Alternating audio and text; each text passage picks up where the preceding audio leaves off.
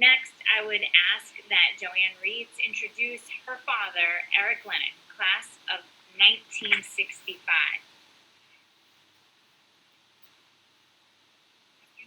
My name is Joanna Reitz, and it's an absolute pleasure to be here virtually celebrating the achievements of the Staten Island Academy alumni, including my father, Eric Lenck. It is my privilege to pass on a few comments about my dad's career. You'll get the idea pretty quickly that there's a strong nautical theme running through his life. In fact, his love of ships and the sea began the summer between his junior and senior year at the Academy when he took a job as a deckhand on a Norwegian freighter. First stop, Casablanca, and then on to a dozen more exotic ports in northern Africa, the Middle East, and southern Europe. He was hooked. He went on to get his undergraduate degree at Yale and his law degree at the University of Michigan, where he was an associate editor of the Law Review. He found employment at a small, relatively unknown New York maritime law firm called Freehill, Hogan & Mahar. Together with a core of dedicated partners, he helped build the firm into one of the most successful maritime law firms in the entire world. My dad has always made an effort to give back to the maritime community. He has had numerous articles published and has been a featured speaker at maritime conferences in the US and Europe. He has taught courses at the graduate level at Lamar University and the UN-sponsored World Maritime University in Sweden. His pro bono work includes advising the South Street Seaport Museum on maritime law issues, including the sale of the Peking in 2015. Eric always seems to have some new project he's working on, and chances are it will have a nautical flavor. In 2019, Cornell Maritime Press published his book titled Law of Recreational Boating. It went on to become a bestseller in 2020 in Amazon Books' Maritime Law category. The president of the U.S. Maritime Law Association praised it and said that Eric Lenck has done a great service to the recreational boating community in the United States. A U.S. Coast Guard admiral and professor at New York Maritime College said in a review that this is the single must-read and must-have book for every member of the recreational boating community. Dad has often mentioned that his lifelong love of reading and writing started with some of the great English classes he had at the Academy. He's now working on a second book, this time a historical fiction novel. You guessed it, a ship is involved. The Swedish warship Vasa, which capsized in 1628 in Stockholm Harbor, just minutes into its maiden voyage. Stay tuned, he says. Congratulations, Dad, and congratulations to the graduating class of Staten Island Academy.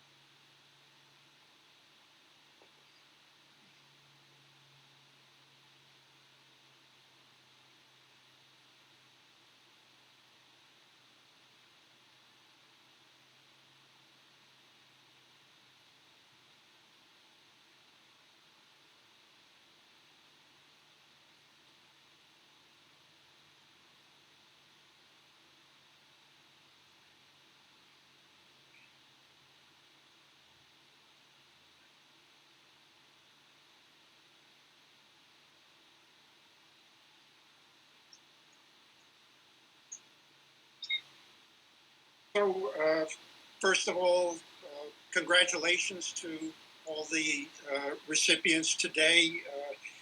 I can't pretend to have the same talents or the same achievements, but the one distinction I do have is I seem to be the oldest recipient among the graduates today. So I thought I'd spend a little bit of time talking about what the Academy was like way back in 1965 when I graduated, and comparing a little bit to what we have today.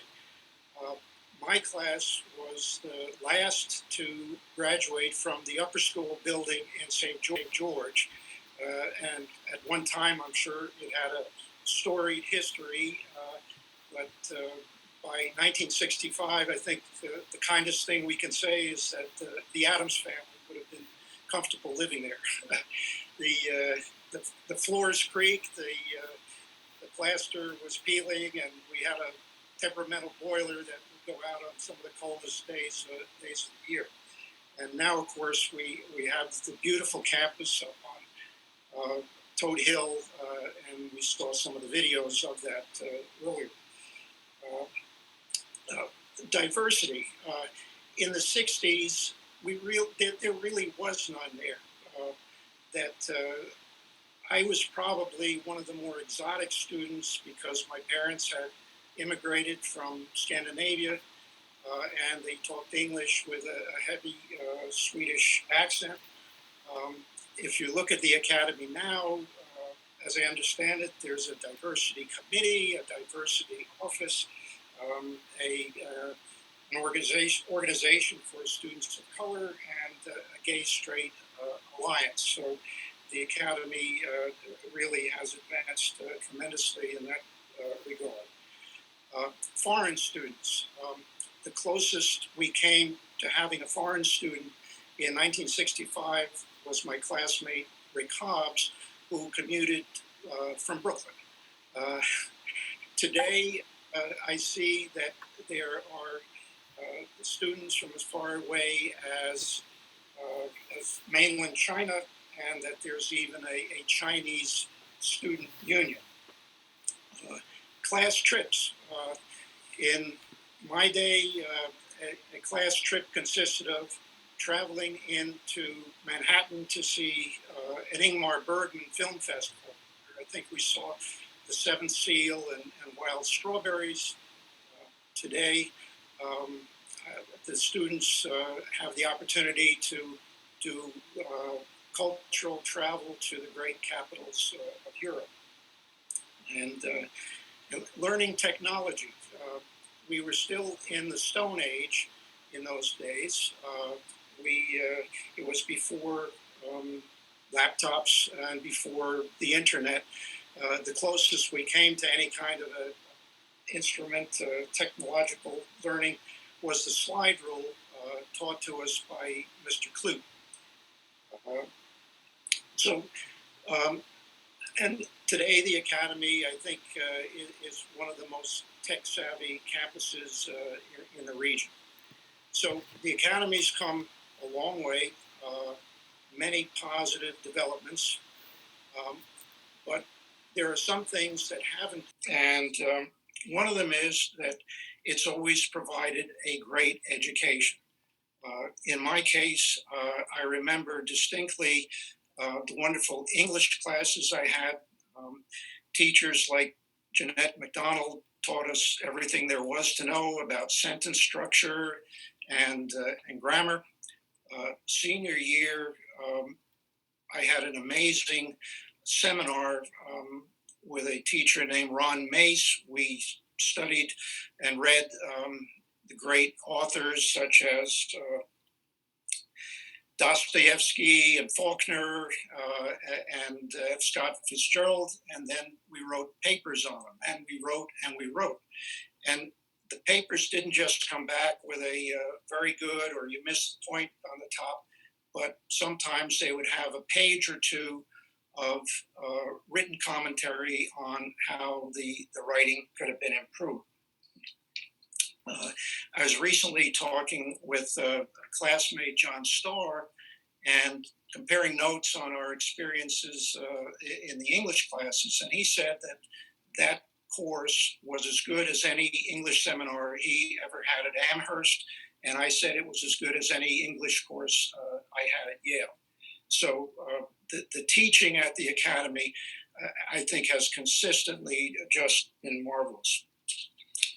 And that brings me to another point, and that is that there's something about the Academy that fosters close friendship and friendship lasts for a long time. So in my case, and it's in one of those photos, kept up with Stuart Friedland, John Starr, Jimmy Searle, and Gepi Lafata when he was still alive.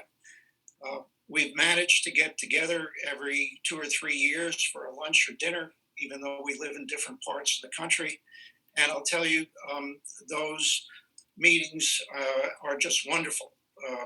We have a hard time remembering where we put the car keys these days, but when we start talking, we seem to remember every detail of some of our fun experiences at the Academy.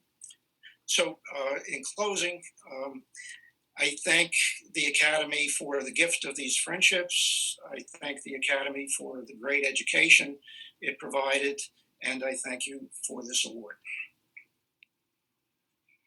Thank you. Thank you, Joanna, and congratulations, Eric, on being a 2020 Distinguished Alumni Hall of Fame inductee. Thank you.